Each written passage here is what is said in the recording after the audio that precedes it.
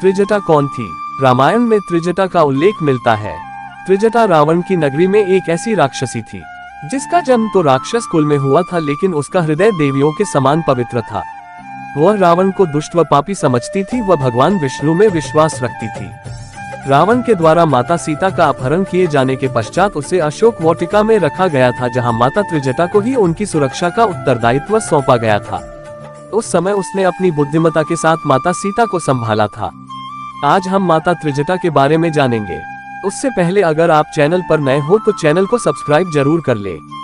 त्रिजटा का जन्म कहाँ हुआ? त्रिजटा के जन्म के बारे में वाल्मीकि रामायण व तुलसीदास की रामचरितमानस में तो नहीं बताया गया है, लेकिन कुछ अन्य भाषा में त्रिजटा के बारे में भिन्न भिन्न विवरण सुनने को मिलते हैं। सबसे प्रमुख मान्यता के अनुसार त्रिजटा को रावण के छोटे भाई विभीषण व उनकी पत्नी सरमा की पुत्री बताया गया है। कुछ अन्य रामायण में त्रिजटा को रावण व विभीषण की बहन के रूप में दर्शाया गया है। किसी भी बात को प्रमाणिक तौर पर नहीं कहा जा सकता, लेकिन यह निश्चित है कि उसका जन्म एक राक्षस कुल में हुआ था। फिर भी उसके अंदर राक्षसी प्रवृत्ति के गुण नामात्र थे। वह हमेशा माता सीता की सच्ची मित्र के रूप में याद की जाती है। त्रिजटा ने माता सीता की सहायता क्यों की? जब रावण छल के द्वारा माता सीता को पंचवटी से अपने पुष्पक विमान में उठाकर ले आया तो उसने माता सीता को अशोक वाटिका में रखा।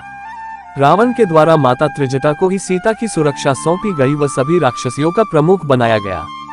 रामायण में त्रिजटा की भूमिका भी यही से शुरू हुई थी, जिसमें उन्होंने स्वयं के चरित्र को ऐसा दिखाया जिससे वह आमजनों के दिल में हमेशा के लिए बस गई। जब माता सीता रावण के द्वारा अपहरण कर लंका में लाई गई तब वह अत्यंत विलाप कर रही थी।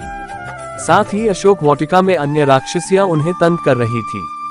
ये देखकर त्रिजटा ने अपनी बुद्धिमत्ता से बाकी राक्षसियों को चुप करा दिया था व माता सीता को ढांढस बंधाया था।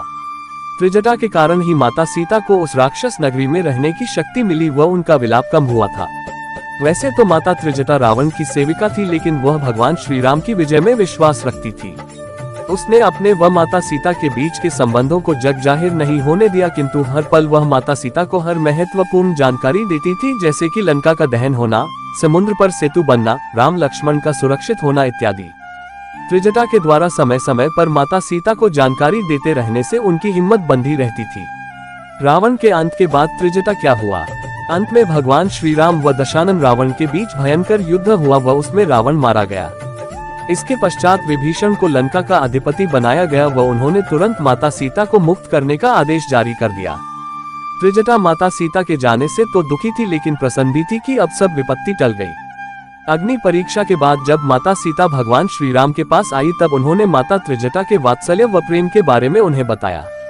ये सुनकर सभी बहुत खुश हुए व भगवान राम व माता सीता ने त्रिजटा को इतने पुरस्कार दिए कि अब जीवन भर उन्हें कुछ करने की आवश्यकता नहीं थी।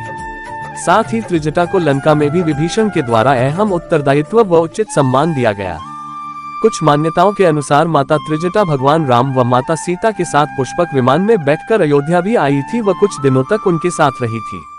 कुछ रामायण में लंका विजय के बाद ये बताया गया है कि विभीषण ने भगवान हनुमान से अनुरोध किया था कि वे उनकी बेटी त्रिजटा से विवाह कर ले। इसके बाद हनुमान ने त्रिजटा से विवाह किया, जिन्हें उन्हें एक पुत्र तेघनग्गा प्राप्त हुआ। कुछ समय तक वहां रहने के पश्चात हनुमान वहां से चले गए। दोस्तों, त्रिजटा से जुड़ी जानकारी आपको कैसी लगी हमें कमेंट में लिखकर जरूरी बताएं। चैनल पर नए हो तो सब्सक्राइब जरूर करें।